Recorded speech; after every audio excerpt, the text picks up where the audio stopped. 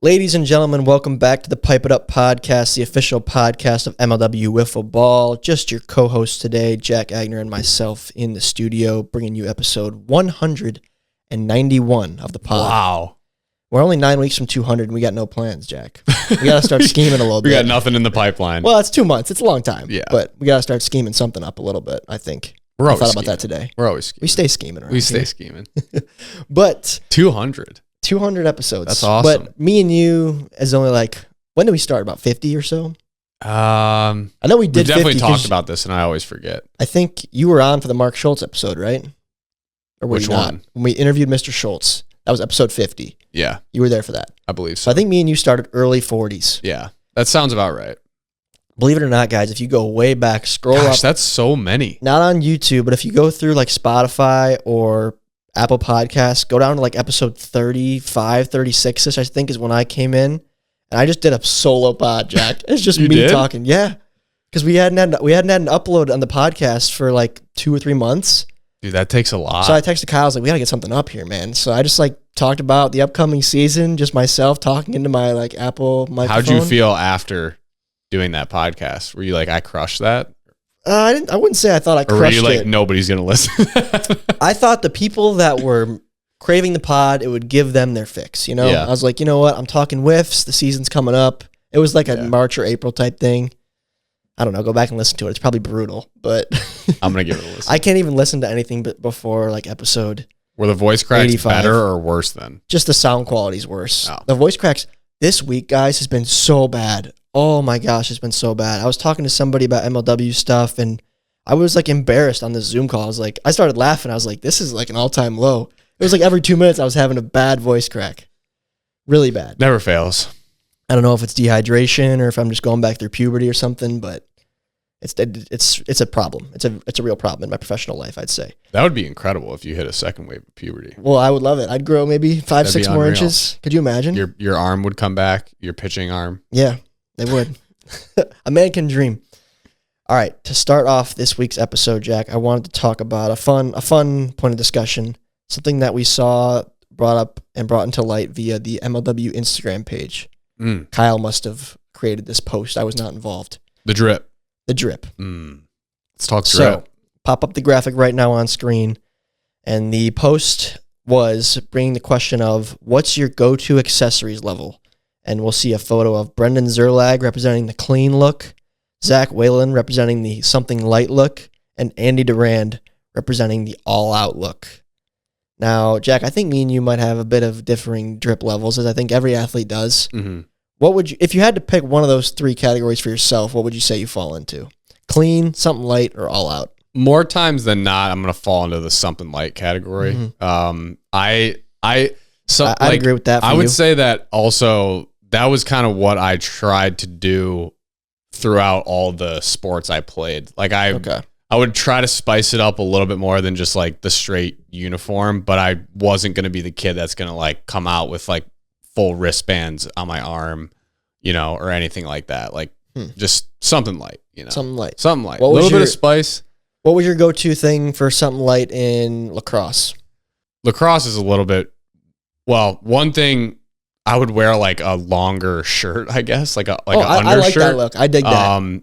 So that, and then maybe wear like some 3/4 leggings, so like my knee was covered. I was also a face-off guy. Yeah. So back when the rules were, for those of you who are familiar with lacrosse, the rules around the face-off have changed a lot recently. But I'm dating myself. When I was in high school, the rule, you know, you still could go on one knee, which was an advantage. And so everyone would wear like a knee pad on one knee. So it was like I had basically like one sleeve, kind of like you see basketball players where they wear like, it was like the same thing. Yeah, Caden Irwin does that in football, I think. I was going to compliment his drip later on. I think something light's a good place to be honest. And I think I would definitely put myself in the clean category. Now You are for sure. sure. For sure. But I'll explain. I mean, you literally tuck your shirt why in. later. I do tuck. Yeah. I do tuck. But it was almost to a fault when I was younger also because, well, when I was really young, like 9, 10, 11 years old, I would have like armbands or wristbands on during baseball and eye black and stuff like that because it's fun. Why not? The fighting necklace, you know what I'm talking about? Yeah. The baseball Everybody necklace. had one. When I got my first fighting necklace, Oh yeah. what a day. So I remember I remember I wanted one so bad, but I didn't have any money. Like I was 10. Yeah. My parents were not one to spoil us, or at least not me, which is fine. Like I think it raised me well. But so I wanted a necklace. And they're probably like $15, $20. They weren't expensive. No, they weren't expensive, but I was not getting one from my parents. And then we had like probably after our 10U or like 10 and under or 11 and under baseball banquet. Our head coach is just at a dinner. We were like at a hotel. I think it's called the South Lion Hotel. It's in South Lion, Michigan. And we had our own little long table reserved. And my coach was sort of giving a little speech to the team and the parents. And then he pulls out this box and he had these custom black, orange, and white fightings. And my eyes were like, oh my God, sick. So sick. I wore that thing everywhere. Dude, it's funny. It's not to get too far off the rails, but it's funny how how you remember those things and how those things come and go. I wonder like what's in right now for kids like at that age, because like even younger than that, do you remember when literally everybody bought like those Reebok Rezigs? Everybody. Yeah. It was like you had to get a pair of Rezigs. Yeah, I'm trying. And those faded so quickly. I never had a pair of Rezigs. Neither did I. It wasn't for me. It was too much. I didn't like them either, but a lot of kids. It was like really popular. And then everybody had one of those necklaces. You're saying specifically baseball, but like I never played baseball. I definitely had one of those necklaces. Those were the coolest necklaces. They were awesome. And they were branded too as like, I think, weren't they branded as some sort of like garbage? Yeah, some sort of performance improvement. Yeah, something like that. It's like, no, it's just a braided. It just looked cool. Braided let's be honest. necklace. Yeah, I know Warda used to rock one because we and Warda made a silly bet like in the computer lab one time at school, and we found on Amazon or something similar. Was Amazon out back then? Probably. We were in 7th grade, so probably 2011 ish. And we're like, okay, loser this bet buys the other one a fighting necklace. So I got him the Predator black and yellow. Oh, he wore that. He wore that for a while. Oh, he definitely many did. years. He definitely did. So I had that, but then when I was getting older, I don't know, I stopped. And then I had these bright orange. I played for Brighton Bulldogs, where we all grew up. Most of the MLW core grew up is black and orange. I bought these orange Nike metal cleats for baseball one year, and it was just too much. I think I was like, I overdid it. I don't like this. I was self-conscious about it after a while. So then I went no drip. So bad to the point where I remember I played one of my favorite coaches I ever had was a guy named Chris Masserino, and he was a young dude. I think I was 15 or 16 playing for him, and he had just graduated college. So he was like 23, probably like my age right now. Super cool, like one of the boys. And this was a summer team. I was one of the better players on that team. I was our shortstop. And after like 2 or 3 weeks had gone by the season, he's like, to be honest, man, he's like, I saw you go out there with your Under Armour shades and nothing on. I was like, this kid can't be my shortstop, is he? He's like, but then you played great, and I'm not worried about it anymore. But he's like, you got to get yourself some more stuff. And I was like, dude, I don't have money to buy nice shades. Like Oakleys are popular for baseball. So, definitely was not part of my game. But I think I'm still clean. But I view it as a different thing. Like I like things that just look visually nice to the eye. Yeah. Like I just think the Mallard, like you saw all my guys were kind of all wearing white shoes, white socks, white shorts. I always tucked in. I wish everybody tucked in. But I just thought it was like a cohesive, clean look. Yes, it's like there's not a lot of drip going on, but that's just my style. Yeah. That's just my style. I like simple things. I like the clean too. That's funny that you mentioned that your coach said that, because that's what I was thinking about when we started talking about this. Is I think it happens a lot more when you're younger, because I don't know. I guess you're just not like you're not thinking as maybe maturely when it comes to like competitive sports. Yeah. But I just remember like players would literally judge the other team on like how good they thought they were before the game even started, based on like what you were wearing. Yeah. You know what I mean? It's part of like it, that's just sure. part of it. Yeah. And it's like, it's funny because there's almost a little you. bit where people probably looked at you and they're like, this kid is so scrubby. Like he's so bad. Exactly. And then you came out there and were, obviously a solid player. But I think it also goes on the flip side where if you kind of push it and you go overboard with the drip, it's like, I can't take you seriously now. Like you're probably not that good. I mean, it's the same. I was going to say, now that we're adults, like, it's the same when you walk into like a college bar. Like, you judge people based on what they're wearing. It's just what style is. It's a good way to like show something about yourself. So as an athlete, it kind of shows your style of play. Right. In baseball, at that age, still in wiffle ball now, like, I'm not a guy who's going to be up in your face and talking and flashy out there. I'm just going to go out there and try to get it done. You know what I mean? So that's the style that I presented visually. I don't know. I think those things go hand in hand. I do think that Drew wears a cowboy hat. Drew's a loose cannon out there. Yeah. Like, it's the same thing. I do think it's cool to be able to express yourself, express your style. I will say that, to your point of just liking everything neat and like visually appealing, in uniform, my coach in college for lacrosse came from a military background, and so he kind of had a lot of military principles in the way that he coached. And one of those was, when we did come out for a game, everybody looked the same. Like, you were not doing, even if it was just something light, it was like, if there was not a practical reason for you to add some sort of accessory, meaning like if you were injured and trying to play through something and you had some tape or like, you know, a leg sleeve or something, if there was not a practical reason, then like you were not allowed to wear that. And at times it was like, this is kind of silly. But also we just looked so clean. Like, we just, as a team, looked so put together because everyone was in the same exact thing. And I just thought that some teams would come out there and like, guys are just trying to be way too dripped out. And it just doesn't look as good. Like, it gets to the point where it's like, I don't know. I see where you're coming from. Yeah, I don't know. It's just kind of my style, I guess, is I think, just let the play speak. Let's look just like, I don't know. It's the same way I dress. Like, I'm someone who wear like, light wash jeans and a white tee. Like, I'm very simple. Pair of jeans, white sneakers, and a t-shirt. Like, I'll go out in. And I tend to mirror that with what I wear on the field. I think I still, in my opinion, I think I look good. Like, that's just my style. And if it were up to me on the Mallards, I think everyone would probably have their shirt tucked in. Not because I think like that's how you should look and it's the only right way. Just because I like the cohesive factor of it. Like, I loved how we all kind of had the same white shorts and we all had the white shoes last year. Like, I thought it looked really good. Just in my own opinion. I'm not saying it's right. No, there's definitely something to that. And without saying too much now, because I want to hear your opinion first, is there anything, let's be MLW specific now. Yeah. What do you think is the worst thing you've seen on the field, style-wise? You can call people out. It's not going to hurt. People call me out for dressing lame, so I don't feel bad about calling people out. The worst thing? I don't know. Like, is there anything that bad? I mean, I have some ideas personally. I jotted a few down. I'll lead off to get your you lead off. Rolling. You lead off.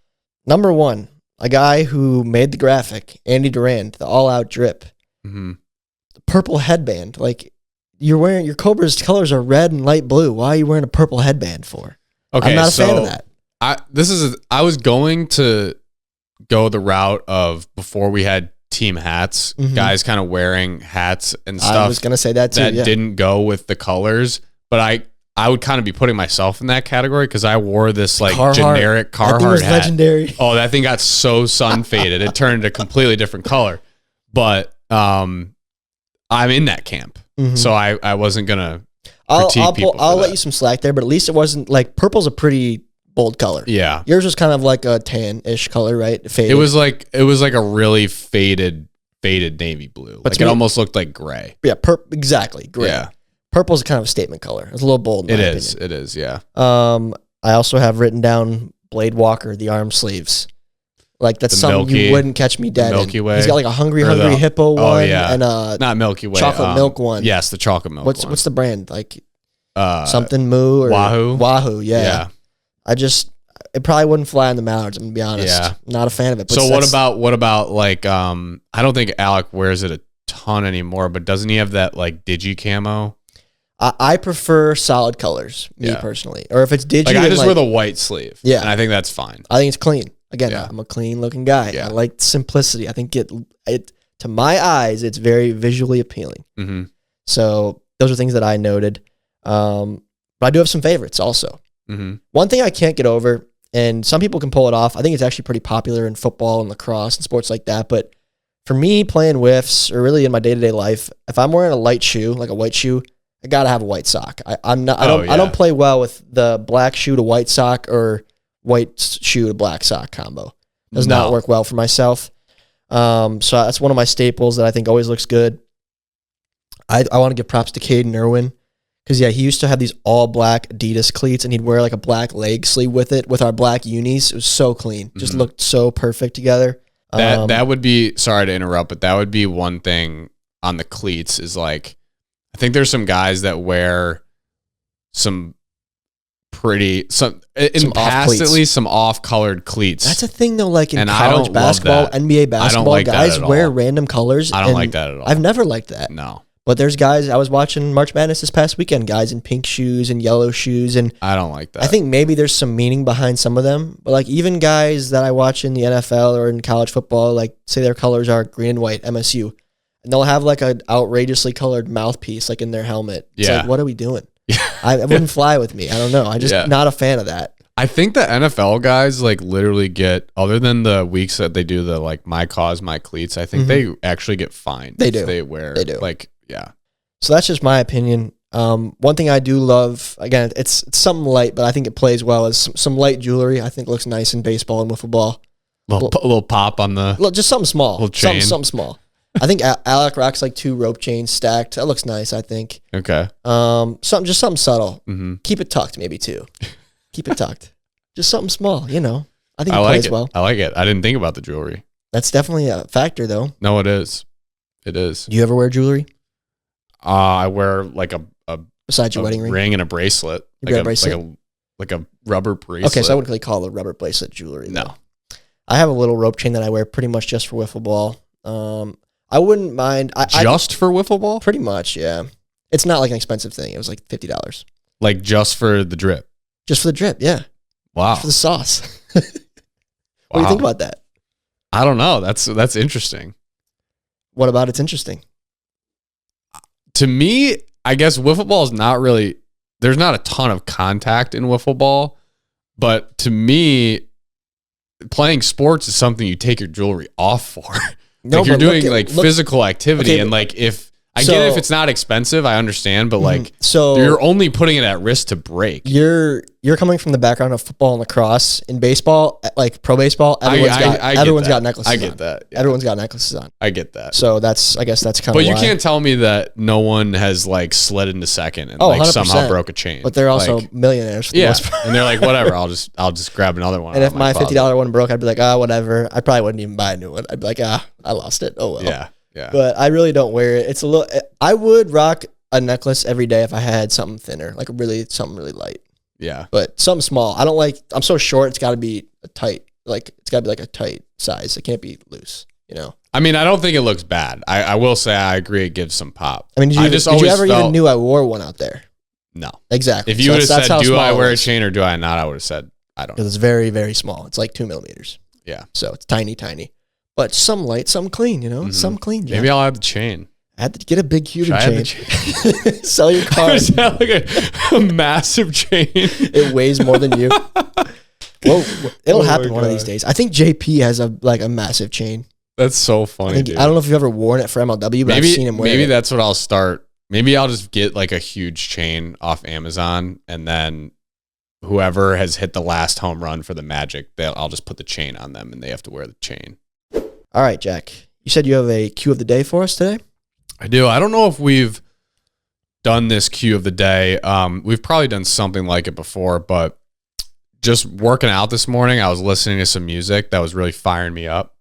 And I was like, I wonder what Tommy listens to before a wiffle ball series. So if you could go, this might be an impossible question, but one song that like you got to listen to before a series to get me fired up.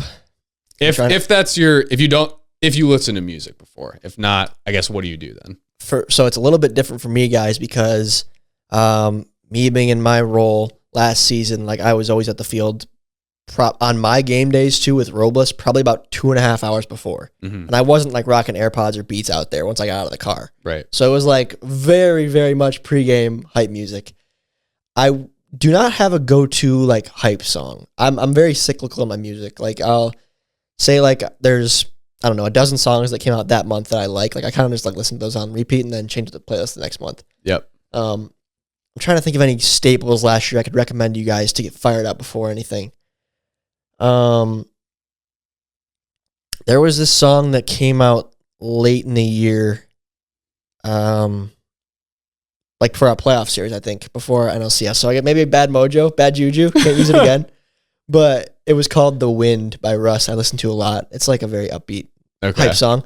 But what I'd recommend right now, since the season has ended, actually throughout the holiday break, I watched Creed 3. Mm-hmm. And there's a song in there by J. Cole that like is shown when Michael B. Jordan's like working out and getting ready for this last fight of his career. That'll get you fired up. That'll get you fired up for sure. I like that. If I had to recommend a throwback song that gets me fired up, you'll love this. So Jack, every Sunday morning from September till January, Lion Sundays, when I take a shower, I listen to the same songs every time. Eminem. So Eminem is on there, I think. But usually I start off with actually Separate Ways. Separate Ways gets me fired up. Okay. That's Journey song, right? Mm-hmm. That's on there.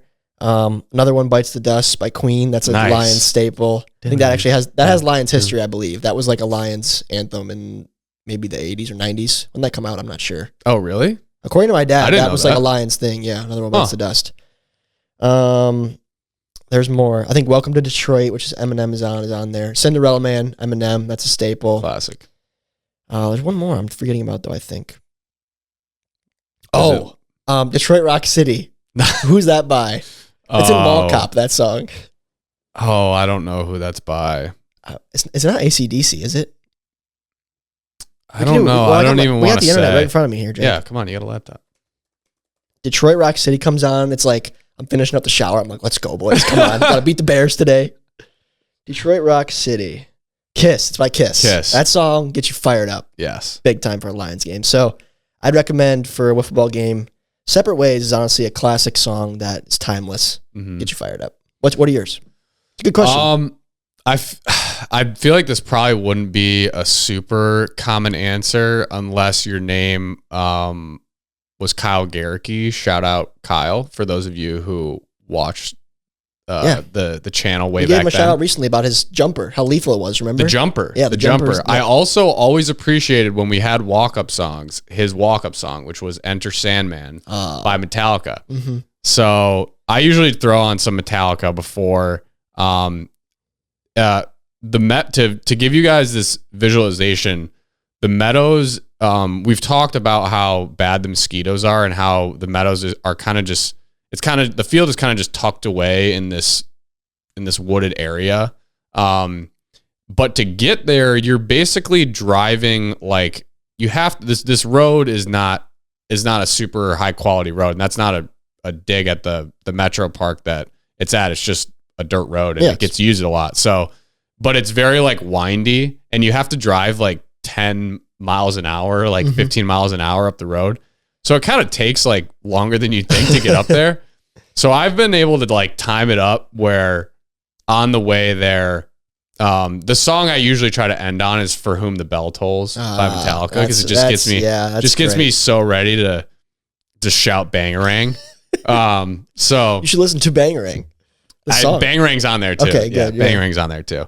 But yeah, that was my go-to song. So yeah, I know a lot of guys have theirs. Jordan Robles has his. He brings a speaker out there actually, and he plays some music. He's into like DJ sets and stuff like that. I know Jimmy Norp he calls it his Jimmy Norp Hype It Up playlist, not to be confused with Pipe It Up. It's Hype It Up. Yep. With an H, Hype It Up. And the D-backs all rock that. I think everyone has their own stuff, but I like music to lock in for sure. Yeah. Always got music on at the gym. Although I will say when we started to do this whole video podcast thing and I was taking this podcast more seriously, for a while there I was working out to different sports podcasts, so I was multitasking. I was doing homework while I was working out. I've done that. Yeah. I've done that.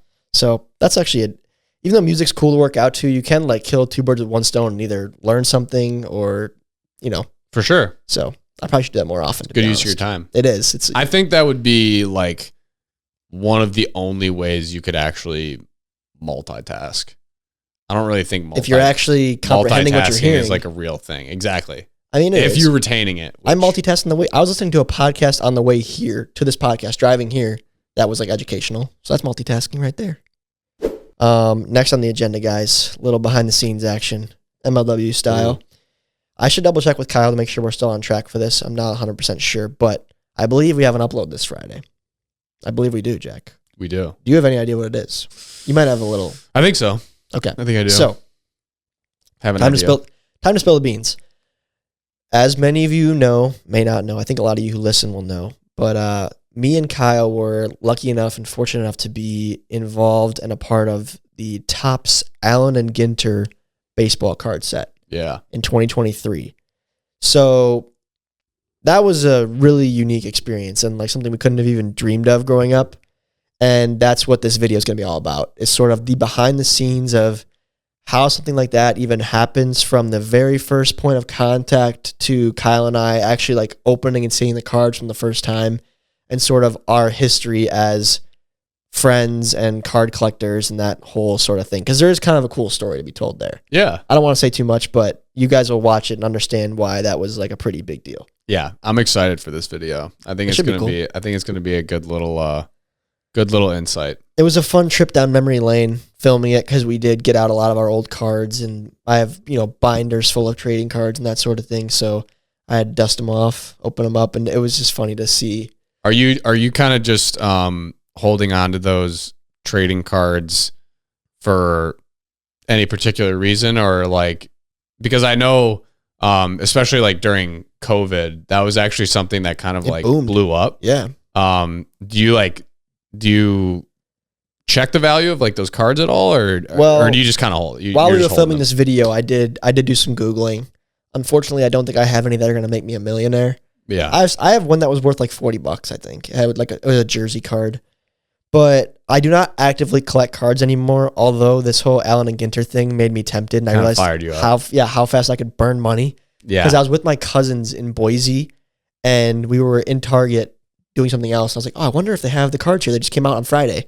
So I went to check, and they had them on the shelf. We all bought a box, and like we had a great time opening it. It was just fun. I was like, God, I don't know why, but there's something about it, just like not knowing what's inside that makes it fun. But we burned like $80 that day on trading cards. Like, it was ridiculous. Yeah. So it is an expensive hobby. I think all of you who collect MLW cards can even attest to that. But it is fun. I don't know what it is. But that was just us amongst ourselves opening cards, whereas I know there's a huge community of people out there that are in like Discords together and talk on Reddit and live stream it. Like it's crazy. Yeah. And I don't know why, but it's cool. It is. There is something, you're right. It's just the factor of like, there's always the opportunity to open the best card in your collection. Mm-hmm. Like you know what I mean? Like every single time you buy a pack or like a box, you have the opportunity to make your collection like way better than it was before. Mm-hmm. And most of the time, granted, you just get more of this kind of the same or equivalent value, I guess, if you're considering that. Like if that's what you're worried about. But sometimes it's just cool. Like I just loved collecting. Like I definitely didn't have that in mind growing up when I was collecting cards. Like, oh, these cards are going to be like not at all something someday. It was just fun. It's just genuinely fun. Yeah. I don't want to use too much repeated dialogue from what's talked about in the video. So in the video, you're going to get a lot of history of Kyle and I's like friendship and our hobbies, or hobby in this case, and then also talking about how we actually landed ourselves a spot in this Topps set, which is apparently one of the cooler niche sets that Topps puts out every year. So you get the insight to that too, and then sort of our live reactions, because we pre-planned this, so we kind of were filming as we were going because it was a cool thing happening. So that's cool. And to I guess conclude, I don't know what it is about collecting things that is fun, and it's essentially like it's a piece of paper. Some of them have some relics and stuff inside of it, but like there's nothing that crazy about it. It's just, I don't know, it's cool. In such a digital world, especially I think now, like physical things are fun. Like it's cool. I would say my biggest thing that I collect would be hats. Probably like at this point I do have like a collection of hats. Do you throw away hats? Because I do now, big time. I've been trying, man. I've been trying to, because it's getting to the point where it's like I'm never gonna wear it. Yeah, but every like similar to like how a card may invoke some sort of like emotions, whether Yeah, it's I like when agree. you remember when you got that card, Mhm. or you remember a specific game that like that player played in, or whatever it may be. Like, it's like that where when I see like hats that I don't wear much anymore, it's like I could get rid of this, but then I look at it, it's like, oh, I remember like where I got this hat, or Yeah. what I did wearing that, or Mhm. whatever it was. You know what I mean? I'm like, I'll keep it for a little while, and then sooner or later, it's like half the closet's Dude, just full. yeah, of I know. hats. I've thrown away so many, and I still have a lot. I wouldn't say I'm a hat collector. I'm just like a hat wearer. No, so that I'm not a that requires me to buy hats. Right. I've been trying to wear hats less, and it's just cold right now. So Jack and I are bundled up in these beanies. We're the Beanie Boys. no, it's kind of an inside joke. We both had the same beanie, and coincidentally, we both wore them today. And we're trying to make a better thumbnail. Yeah, and we want the thumbnail to pop. So, but Mhm. I have a problem, Jack. Though, but I don't get that much life out of hats, and they're not like that cheap. You know, I get a decent hat. At minimum, I'm paying $30 for stuff that I like. But I just wear them, and not that I'm like actively sweating in them. Like, I have a designated workout hat it's a white like Adidas dry fit hat, so it's not like you can't see any like sweat lines or anything. But just from wearing them, like the grease from my face must like get in it, and then like the crevices kind of get nasty looking after, like very subtle, but I notice it. Oh yeah. You know, I notice if it's certain lighting, it looks darker in this area, and I don't like it, so I can't wear it anymore. Yep. I'd say I get 6 months tops, and then it's Wow. on to the next one. Wow. Good for you. I have a harder time even when it's like, when some of that stuff starts to happen, and I know I'm not going to wear it, I still have a harder time. Like, well, I usually don't throw that one away. I'll throw away an even older one. It's like a cycle. Okay, yeah. Okay. I'll let that one live. It's removing the old inventory. Yeah, I'll let that one live in the rafters for like another 2 years, and then it's like it's time to let her go. Like, it's time. Okay. But yeah, I do sense. have.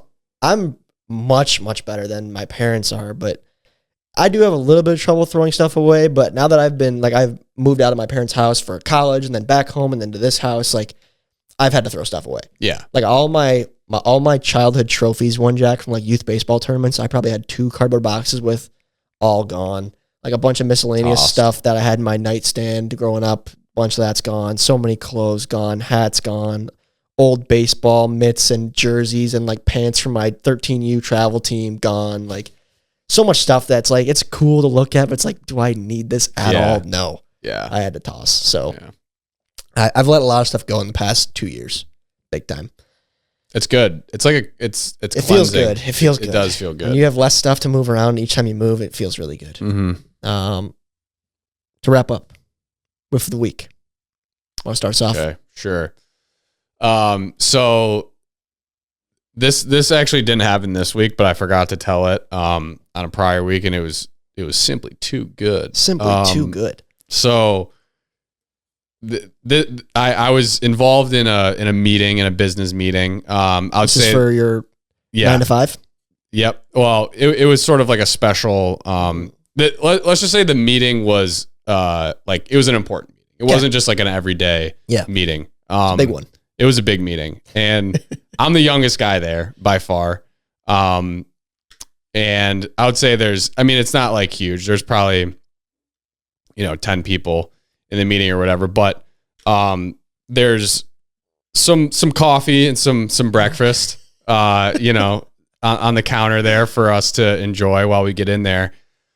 And my brain was just like not functioning at this moment. It's a big meeting, Jack. It was a big meeting. I don't really know what was going on.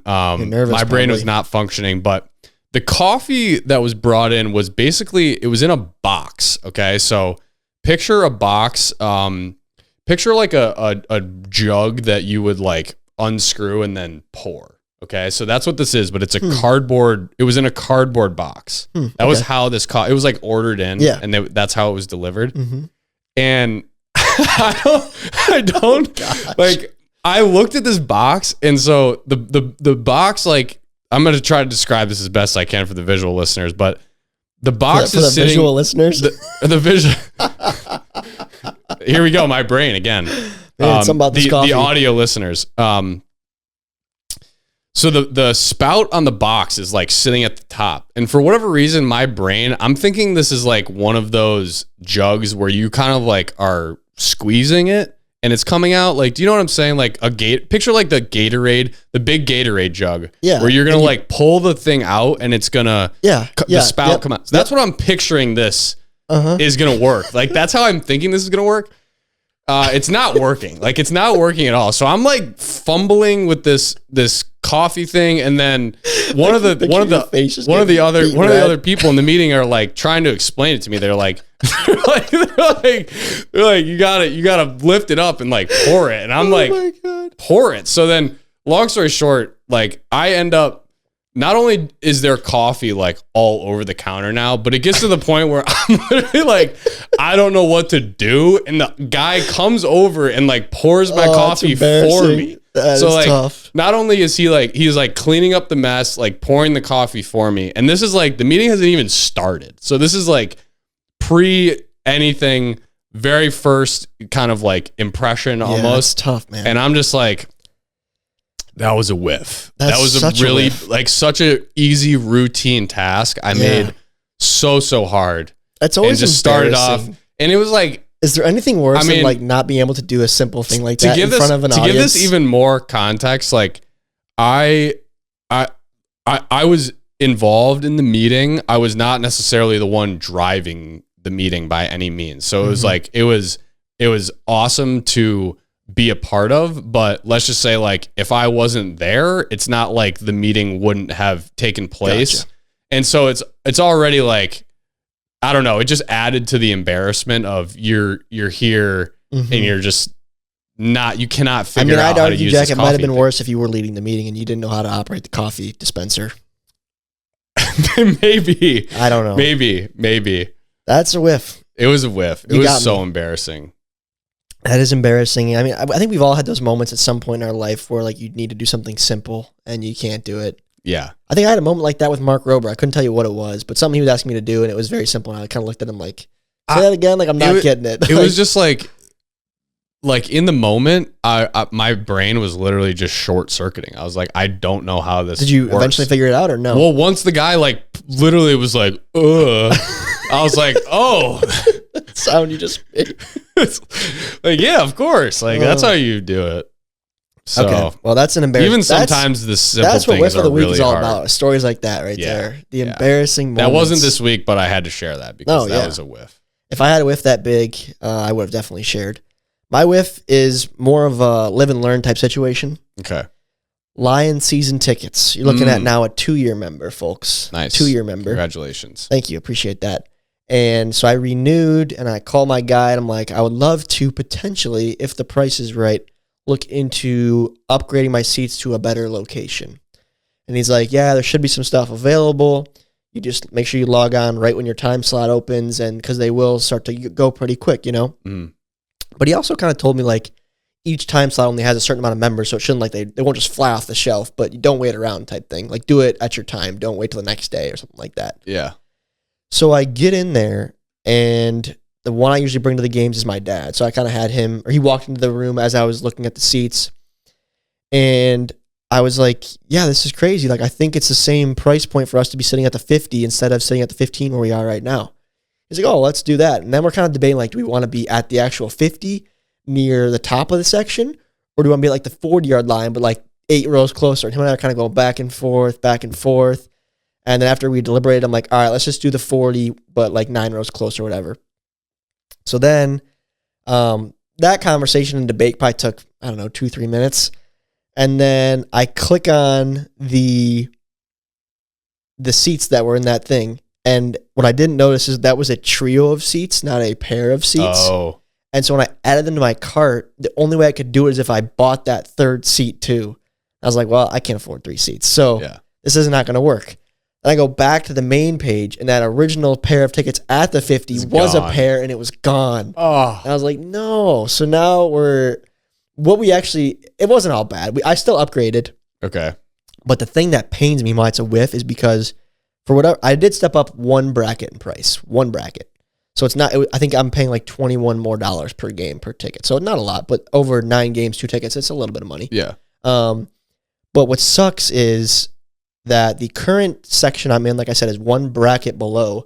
The bracket that I'm in is like from the corner of the end zone to about the 5-yard line or 10-yard line. I currently sit at like the 4-yard line. I might have misspoke earlier, but for the sake of the story, I'm at like the 4-yard line right now.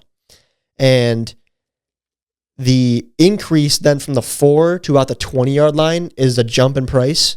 But then from 20 to 20 across the whole middle of the field is the same. So now I'm positioned at like the 25. So I did increase by 20 yards, a lot better. And I'm closer to now, row-wise. But I would have been paying the same price for seats at the 50. So I'm like, dang, like it does kind of suck. You know what I mean? Yeah, that is a bummer. But it's a live and learn. You know, it's like, dang, now I know to act a little quicker. You can't buy trios. Like I wasn't told that. So I'm only a 2-year member. I'm a rookie. You're learning. I'm a sophomore. You're learning. But you're moving up. Yeah, I know that the season ticket wait list, Jack, for the Lions is about 15,000 people right now. So I want to stay in. And my goal is to, when I'm older, you know, if I can add more tickets, that'd be great. But I want to be like, oh, I'm out of town one weekend. Jack, why don't you take your wife to a game? Like, it'd be sweet to have a pair of tickets, you know? That would be cool. So I want to just keep them as long as I can, whatever it takes to keep them. So, and now's the time. Keep slowly upgrading. Now's the time. Upgrade every year a little bit. They're going to be worth more and more too. So we'd hope, but they're not cheap. So the Lions know they're good now, so the seats aren't cheap either. Yeah. But if you got to like resell them though, you know. I know. It's not a like lose investment. You know what I mean? I mean, hopefully, but it's just making memories. You know, like I said, being at that playoff game with my dad was special. Yeah, that was a special moment. So that must have been unreal. Other than that, that's kind of a wrap, folks. A little bit of a shorter episode this week. Next week, I'm sure we will break down that Topps video in detail. Hopefully, we'll have Kyle on the show to talk about it as well. Maybe even Dan. Dan's a big card collector too. Mm-hmm. Maybe even we get some MLW fans on that have collected cards. That might be fun. Maybe. We'll see. It sparked an idea. If you're interested, DM me. I also wanted to give one shout out to the hometown boys at Oakland University for beating Kentucky. Yep. That's about 45 minutes from us. We have a lot of friends that went there. Drew Davis played lacrosse a couple miles down the road. Yeah, you live right there. Now. Yeah. Did you hear the partying going on? Nothing crazy, but it's really cool just to see like a local small school do that. Is awesome. I was rooting for them really hard, even though it busted my bracket, but that was sweet. Oh, they played really well in the second round too. Yeah, they did some good hoops. Yeah, it was. Did you watch the game? I watched that whole game pretty much. Yeah. I don't know what they were doing with that last possession in regulation. Dude, you know what hurts? Not to go on a tangent here. And I was really high on this guy, but Rocket Watts, who was a Spartan, a high recruit when we got him. He was number 0 on Oakland, Jack. Oh. He was a Spartan, like big star recruit, big time. Yeah. He contributed when we were good with Cassius Winston and stuff like that. Uh-huh. And just never panned out. Ended up transferring to, I think, an SEC school and then transferred to Oakland. Mm-hmm. But he looked lost in that last possession. He kind of cost him the game a little bit. I felt bad. Oh. But yeah, it's like I don't know what they like drew up in the huddle. It's like and then he was the one too who fouled at the end when they shouldn't have fouled. So it was tough look, but bad luck. I know, but good run though. You're getting negative energy over here. I was saying Oakland, great job. That was sick. That was awesome. That one guy, all the attention's on Goal Key, which I'm sure you guys have seen if you're on Twitter and stuff like that, or X, I should say. But that one guy, what was his last name? He was a dog. Oh, I think he was number 4. Yeah. Absolute dog. He was hustling. It was insane. He was working. He was putting on a show against NC State too. Yeah, like that's what I'm saying. That was unreal. a crazy performance. So I've been having fun watching March Madness for sure. And I have Creighton winning it all, so I'm still alive long term. Nice. My long term words, Jack, are they're all true right now. Remember how I said don't worry about the early games as much as your Final Four?